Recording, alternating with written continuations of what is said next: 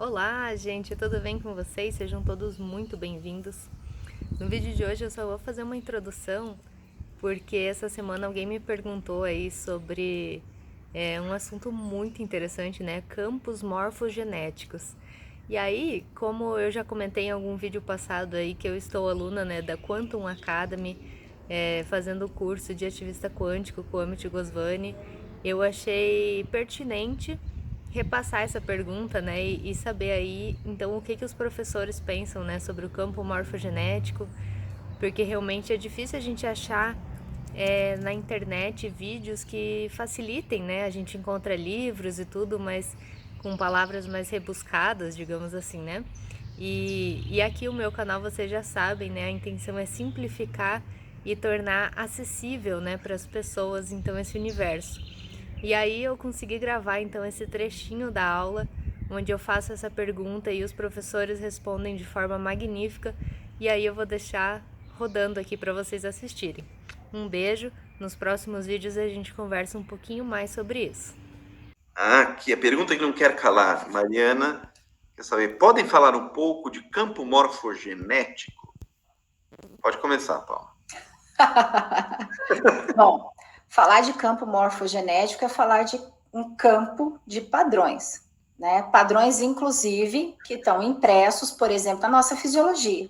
Existe um padrão que a nossa fisiologia segue, né? Todos os nossos sistemas orgânicos não seguem um padrão, porque se eles saírem fora do padrão, a gente adoece, não é isso?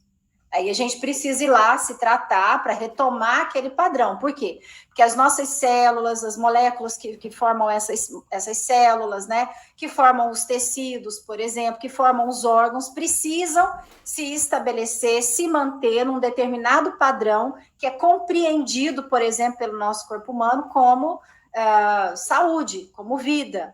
Não é? Qualquer coisa que sai fora disso, entendeu? Sai fora desse padrão estabelecido para a vida, estabelecido para a saúde, para existência, manutenção do corpo físico, é chamado de doença e a gente pode morrer, né? Só que a gente não tem só esse tipo de padrão, a gente tem padrão da sociedade, padrão de colônias de bactérias, padrão de colônias de fungos, padrão das colmeias de abelha, padrão, e inclusive, não é, padrões hoje de condicionamentos muito arraigados em nós. Então, quando a gente fala de campo morfogenético, primeiro a gente tem que pensar nisso, a gente está falando de padrão, né? Existe uma fala na biologia que é assim, sei lá, daqui 6 meses, sei lá, mais ou menos, entendeu? Não tem as mesmas células que eu tô com elas hoje, mas vocês vão me ver a mesma pessoa, pouquíssimo diferente do que eu sou hoje. Daqui 6 meses, só se eu sofrer um acidente, uma doença que me deforme, ou sei lá, se eu corte o cabelo, faça alguma coisa muito diferente, que o meu corpo emagreça demais, engorde demais, entendeu? Mas mesmo assim eu vou ser a mesma pessoa, reconhecível por vocês. Por quê? Porque o padrão fez com que se mantivesse a mesma pessoa. Pega a foto da gente em pequena, a gente se vê ali, não vê? A gente se vê ali. A gente envelheceu, que tá lá, tá com 90 anos, volta lá na juventude, a gente se vê ali. Por quê? Porque tem um padrão. Então, falar de campo morfogenético é falar de padrão. Aí, o Sheldrake hoje chega numa compreensão, porque esse trabalho dele é o trabalho da vida dele, né? E esse trabalho já tem bem mais de 40 anos, né? Então, ele chega nessa compreensão de falar de uma ressonância, entendeu? Mórfica, que casa, por exemplo, com a epigenética. Por exemplo, o que essa epigenética vai falar? Ela vai falar que o DNA não é o nosso fundamento, não é a nossa causa. O DNA foi programado, existe um padrão morfogenético que delineia aquele DNA, entendeu? Isso é campo morfogenético. E hoje a gente tem usado o campo morfogenético para compreender essa movimentação de padrões que são facilitadores ou dificultadores, por exemplo, dessa nossa transformação, dessa nossa evolução. Né? Eu assisti a uma aula com o Sheldrake, foi começo desse ano, Dri, que eu fiz aquele curso, você lembra? Com ele? Não lembro mais agora, hein? Não sei se foi esse ano ou se foi o ano passado, não lembro mais, mas foi durante a pandemia. Né? Até uma pessoa perguntou para ele, não, eu entendo que o senhor fala sobre questões de padrões e tal, eu gostaria de quebrar os padrões, né? Eu vou entrar, por essa resposta a gente entra em outra questão do campo morfogenético, né? Não, mas eu queria que o senhor me contasse, então, como é que a gente quebra esses padrões, como é que a gente transforma isso tudo, principalmente esses padrões que já são considerados negativos, que a gente já sacou isso, né? É negativo, ninguém vive bem com isso, a sociedade em si, o organismo em si não vive bem com isso, enfim. Ele falou, quisera eu saber.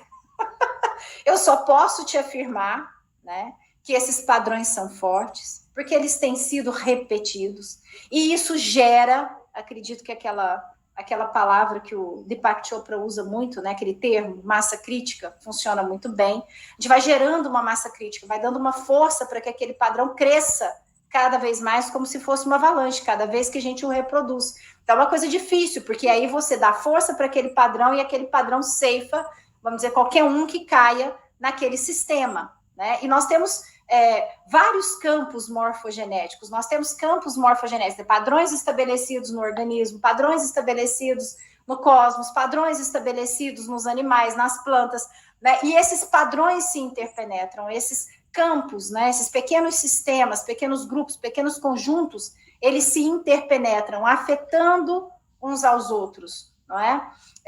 Mas é isso, o campo morfogenético vem daí, né?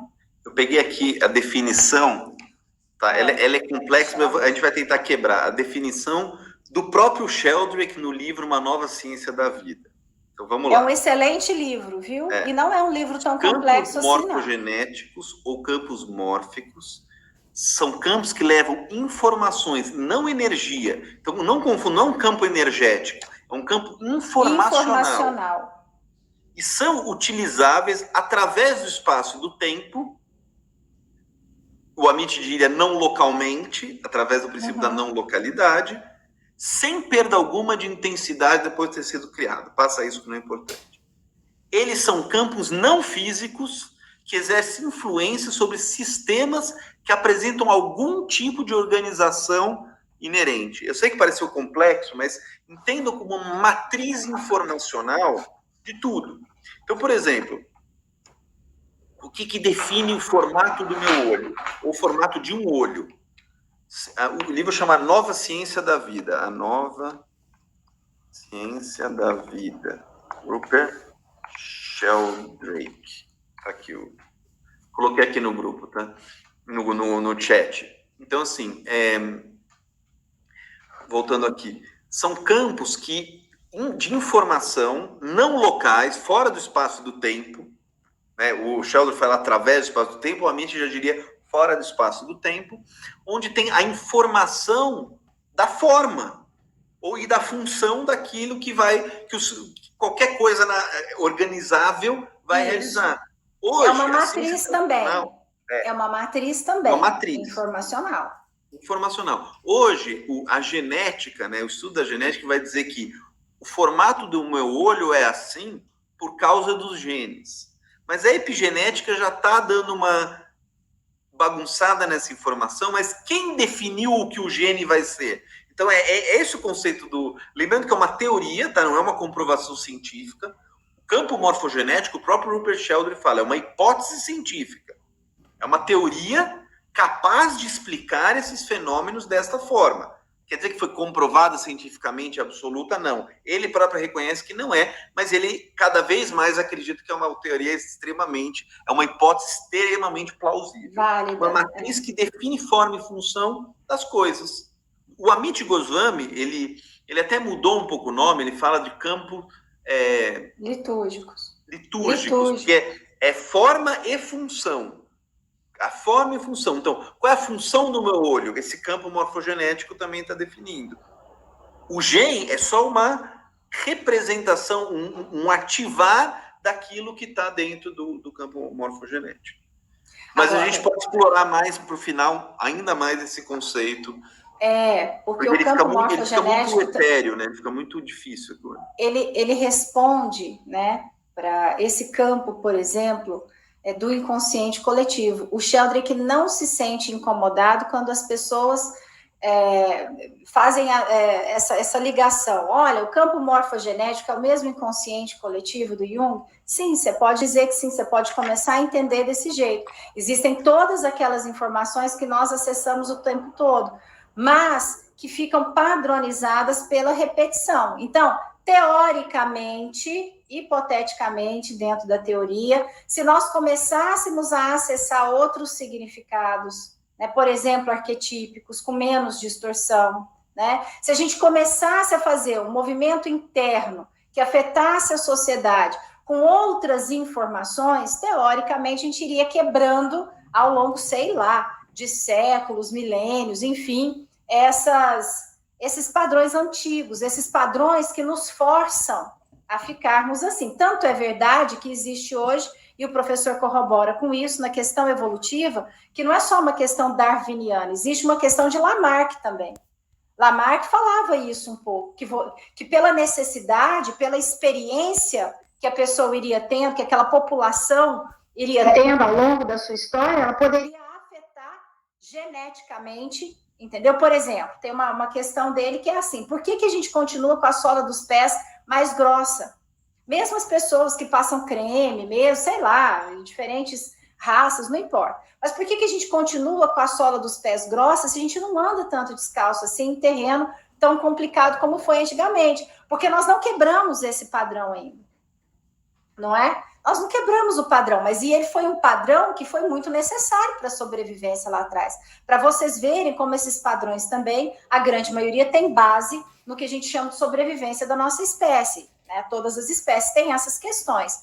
Mas isso é o que a gente fala de campos morfogenéticos, é uma coisa, mas a gente vai falar sobre isso mais, tá? É o que as pessoas das constelações sistêmicas, segundo Bert Hellinger, o pessoal da transgenealogia, da psicogenealogia, né, quem lida, né, com a ancestralidade, por exemplo, dentro do olhar do xamanismo e etc, etc, etc, tem usado a teoria, né, porque ela casa muito bem para explicar toda essa fenomenologia. Inclusive, a esposa do próprio Rupert Sheldrake é consteladora, trabalha com constelação e xamanismo, entendeu? Mas, assim, no sentido de, vamos entender, igual a Audrey falou, uma hipótese muito válida, tem feito muito sentido quando a gente ficou muito tempo sem uma explicação para um fenômeno que é indiscutível, mas que a gente não sabia como explicar.